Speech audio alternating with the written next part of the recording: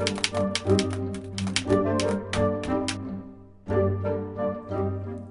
guys, it's Debbie with Debbie J's Crafting Corner. For today's card, we're going to be using the Scrappy Tails Nevermore collection. This is part of it. There's also a... Okay. There's also a stencil that I do not have, and that makes this, I believe it's this one that it makes. Anyway, that is going to be super fun to play with if you do decide to get that one. But I've got all this fun pattern papers, lots of lovely things, and a wonderful stamp set that I'm going to play with. So I'm going to go ahead and get started stamping. So I decided that what I'm going to do is I am going to be creating basically a flat card using some of the fun images in the stamp set. So I've already got them laid out on my stencil and stamp platform from Sizzix, and I'm just going to stamp them down onto the cardstock. Now this, I didn't stamp it very well. That's intentional. I am going to actually layer some Post-it tape over the top of it so that I can mask these off, and that way I can do some ink blending behind it. Okay, so I'm just adding some Post-it tape down over my images so I have an idea of how big they need to be, so I can get my masking done. And then I'm going to stamp this again, and I'm just using some Weeping Willow ink. Mostly because it doesn't have to be dark, and I don't want to use my VersaFine Clear because this will definitely smudge and I'll get ink all over my hands as I'm trying to fussy cut those out. Okay, and that is enough stamping on that to give me an idea of where I want it to go. So perfect. So now I'm going to pull this up. And I'm going to put another piece of cardstock down. And the reason I'm doing that is I have tried cutting masks before with my Post-it paper, Post-it tape, and it's very hard for me to work with.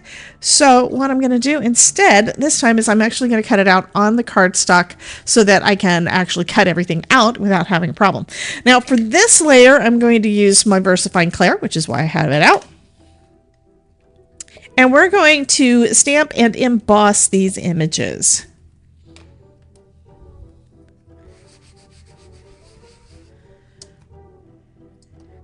And this is the first time using the stamp, so it is definitely needing a little bit more ink.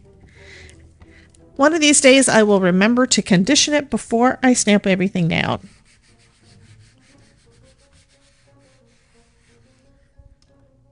Okay, that looks good. So now we will pick this up and we're going to cover this with some Wow Clear Embossing Powder. Now Wow is my favorite one to use. It has an anti-static property inside. I think it's like just some anti-static powder added in there. So if you leave it in the jar, you can usually avoid a lot of that extra static that causes your embossing powder to go to areas that you don't want. But since I'm using clear, it's not going to matter so much. What it will do is if I get any, if I do any embossing anywhere else, it'll mask off that area when we do our blending. So that's another reason why I'm glad I use this kind. Usually I don't have a problem.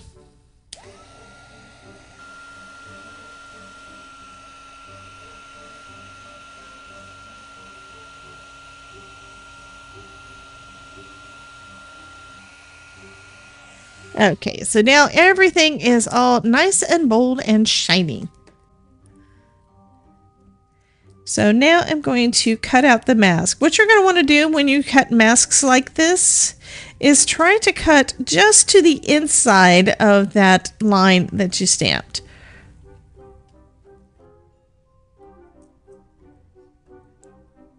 So there is our first bottle, and then I can just take the masking tape, the removable labeling tape from Post-it, and put that over our little bottle there. And now I just need to put that down over my image that is stamped and embossed. There we go. And now I can do a little bit of ink blending over the top. So we also need to have a surface for all this to be on, right? We don't want everything to be just kind of sitting up there. So I'm going to use another piece of Post-it tape and run right over the top there. This is just so that I can add some Weeping Willow down to be our countertop, or our shelf, or our table, whatever you want to call it. And I'm just swinking it on there. I'm not really doing anything. I figure it's going to add a little bit of texture, but I also do not want... Okay, I think I'm going to have to bring it up just a touch because it's below... I have a white line there. Don't really want to have a white line there. And this time, because I want to make sure I'm just getting that white line, there we go. Blending some of that in. And when you use a felt pad like this one is not foam, this one is a felt pad. When you do that, it leaves some of the lines from the fabric on your card. And I think that looks really, really cool. Okay. So it gives it a little texture. There we go. Now I'm going to put this back down right over where I just did that inking. And that's so that I don't add any additional ink over the top of it. So I'm going to use some Remember Me and Crown Me in the background. Starting off with the blue. This is kind of a medium blue. I'm going to do that lower on the image and right behind the bottles and right behind our typewriter.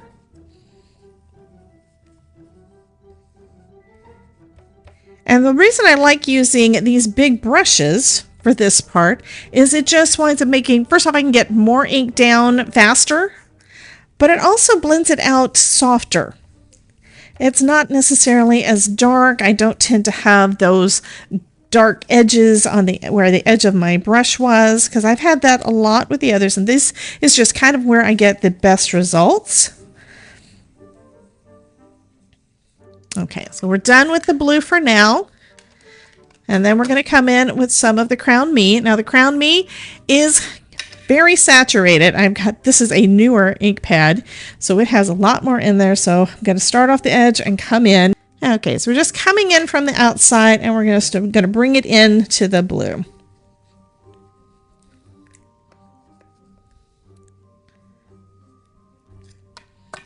Going to come back in with the blue. Now the secret to getting the nice rich blending is multiple layers. You have to make sure you get enough of the ink to go down into your cardstock, and if you do multiple layers and you overlap them, you're going to wind up with a nice blend. Now what I'm going to do next, because I do tend to do this a lot whenever I'm doing ink blending, which isn't as often as I probably should, is I'm going to splatter it with some water. These are some water reactive inks. So these are ones from Simon Hurley. You can do this with Catherine Pooler.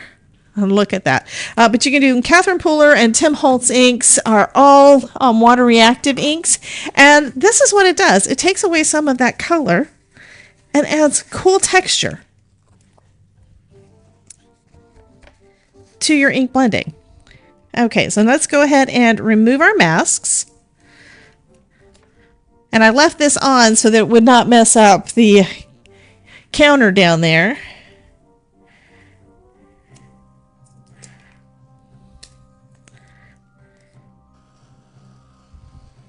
So we're going to heat set all of that ink. So I'm going to color these using my Ohuhu markers. These are new to me, and I am still practicing with them, but I'm liking the results.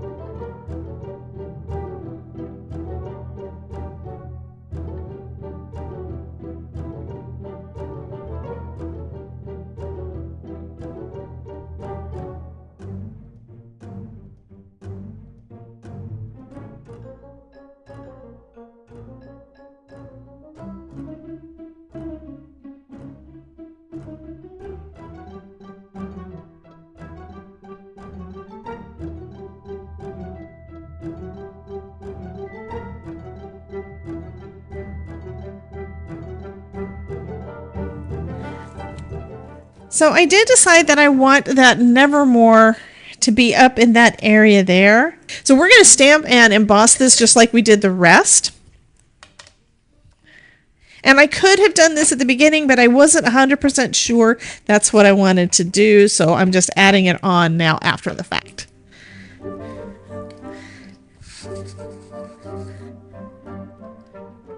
And that stamping looks perfect. Let's go ahead and emboss that.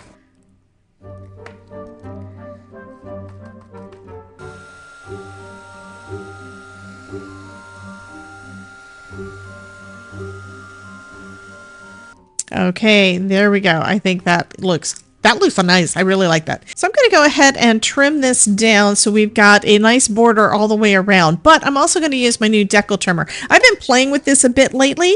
I usually have these nice perfect straight lines all the way around my card. But what this creates is an edge that looks almost torn.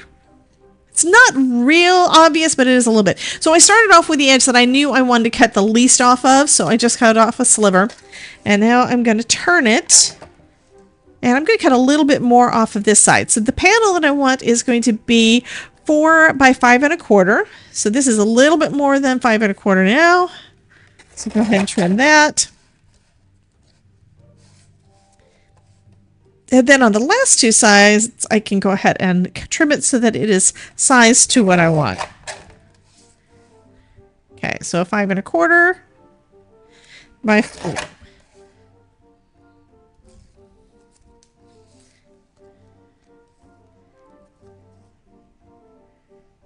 And that turned out great. By the way, this is actually more purple up at the top than what you're seeing. So when you see the pictures, it is going to look a little bit different. I think that the purples are just not coming through quite as well, but I think this turned out lovely.